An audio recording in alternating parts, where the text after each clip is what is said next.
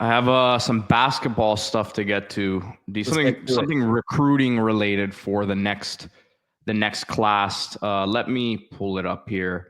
So Jackson Richardson, the 5-star recruit from Columbus, his brother Jace just got drafted in the first round from Michigan State.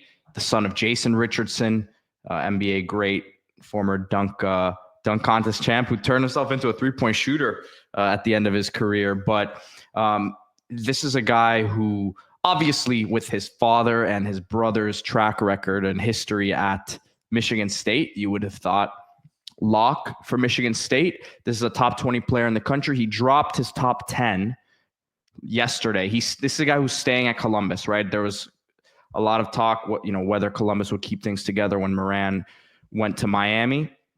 And they've kept it together. Not only kept it together, they brought a couple guys in. Caleb Gaskins there as well. I'm hearing. So let's start with Jackson Richardson. Dropped his top 10. And as you can see, Michigan State has been omitted. Michigan's in there. From what I'm hearing, this is a kid who wants to kind of write his own story, so to speak. Doesn't want to follow in the footsteps of his dad and his brother at Michigan State. Alabama, I would probably say is the favorite right now, with Miami pushing heavily. So I think this is it's very early. This is a top 10, but Alabama Miami battle early, I would say, for a top 20 player in the country for next year's class. And then with Caleb Gaskins, again, who's a top 15 sort of player, small forward at Columbus now. Miami's looking good there. I think things are trending in the Canes' favor. This is a 5-star prospect. This is a guy who, from people that I've spoken to, peg him as a future NBA player, just with the physicals that he has. I think similarly to Shelton Henderson, I think when he steps on campus, you don't know that he's going to be a 15, 20-point scorer immediately, but has NBA tools, which I think a lot of Miami's success over the past 10 years in basketball, yes, they've obviously put out pros. Lonnie Walker, Bruce Brown, that were big parts of these teams. Jordan Miller, I saw he was actually cut by the Clippers yesterday, had signed a 2-year deal with them. He's going to be on their summer league roster. But I think overall you've lacked like high-level NBA sort of bodies and athleticism across the board. That's what Gaskins would bring you. So looking good with him. And then Jackson Richardson, man, you're in the mix with him. Like I said, Alabama is going to be tough to beat there right now. But as Online Transactions says, Jay Lucas is going to construct these rosters, very, very strong rosters. At least the Lucas family is grassroots basketball royalty. And I actually saw the team running this morning, man, in the rain around the Watsco, when I was headed to the gym to put my own work in. I saw the team running in the rain. Listen, that's a big physical. You're still missing some guys. You're missing Saleh Altuntaj. You're missing Timotej Malovic, who are going to who are going to be 2 other big guys that you're bringing into the mix. But you've got some guys who have some real strength on this team, and you're going to wear a lot of teams down. We'll see how it all comes together shooting wise. D, we've harped on that a ton, but you are going to really, I think, take a lot of teams' will to play the game out of it once you get into that late second half, because these Canes are going to defend, and they're going to bring it from the rebounding standpoint, from a defensive standpoint, from an intensity standpoint, that I don't know that we saw that the last couple of years with this Miami team, right? So, yeah.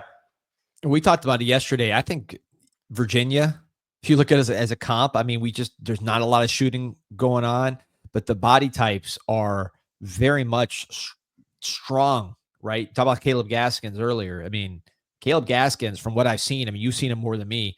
He looks like Sheldon Henderson. They both look like plus in the strength department compared to the average high school player.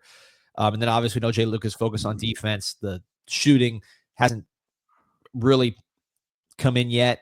I'm sure that'll be part of the focus for next year's class, and portal as well. But it just seems like our strength levels are going to be a and major size. I Fresh 3542 says basketball center. We need a 7-foot center. We have one. Ernest Uday. He's 6'11", 7 feet, and from what I'm hearing, doing crushing these workouts, looking really, really like he's ready to take his game to the next level. Guy who can run the floor. Is a really plus athlete at his size. So I'm pumped, man.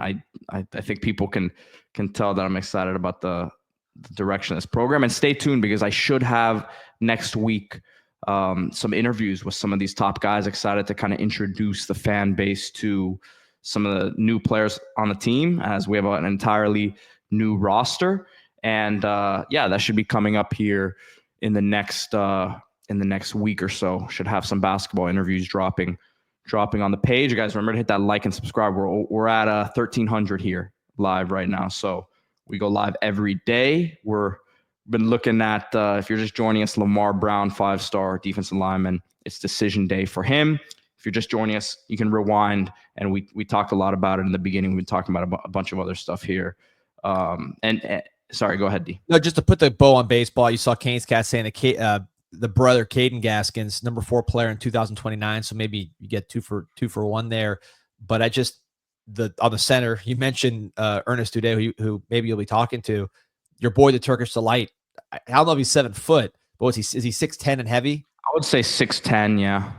He's a true center. He's a heavy guy. And then you have Malik. You have Malik, who you could really play at the 5 as well if you wanted to. Yeah, so I'm very bullish on Malik. The size is taller. I mean, you had Lynn Kidd last year, but Malik is bigger than what your center was in Norchad O'Meara, and he's going to be playing. I mean, Shelton Henderson, who has a chance to be your starting 3 guard, is taller than Norchad O'Meara. Yeah. So across the board, you've gotten tougher. But he was your only strong guy, O'Meara. Yeah. Really, Cleveland was physically strong, but did not play that way. Pack was a small guard. The kid from Stetson, what was his name? The shooter Blackman was a small guard. But Theo was a small guard. Lynn Kidd was a non-physical center. So you were really Brandon Johnson was a stretch 4. So the physicality of last year's team was non-existent, and this year I think is the total opposite, which is why that Virginia comparison, given the way Jay Lucas talks about defense, to me makes sense.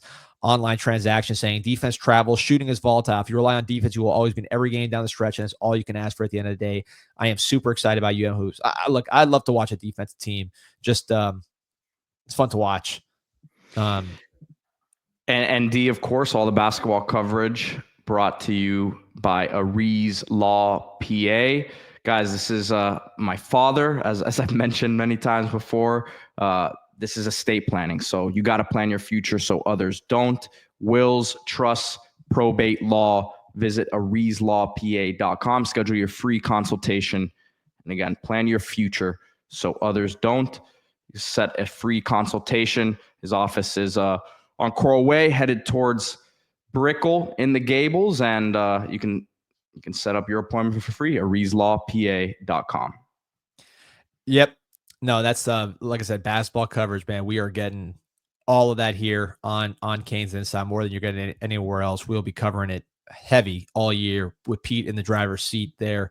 Kyle saying, people saying 2 bigs in today's game doesn't work well. Is this true? One of my big concerns, Malik at Indiana did not play as well when he played with a rim running big center. He played better when he moved to the second unit, even though he was the best scorer on the team and was more of that offensive 5. So I think that is something that this team's going to have to figure out, because really 2 of your top 3 players are going to be Malik and Uday, who are both probably offensive 5s. Uday, a defensive 5, Malik, more of a defensive 4. So would you agree with that, Pete, that's kind of what we got to see here? Yeah, I think that there's a belief that Uday has more in his bag than he's shown, right? But he's not a guy that you're going to throw the ball into on the low post and let him work, right? He's going to get his buckets, I think, in transition within the flow of the offense, offensive boards, little dump downs to him from drivers. But I don't see him being a low post scorer you're seeing, double moves, drop steps, spin moves. I think he's going to win with sheer physicality and athleticism. Yep. Although Ghostface CD Wright says two bigs worked very well for UConn. They had shooters all over the place, though. Yeah, no, they had a lot going on, but hey, work for them. It could work. Like I think as online transactions said, defense travels. I think that's the name of the game.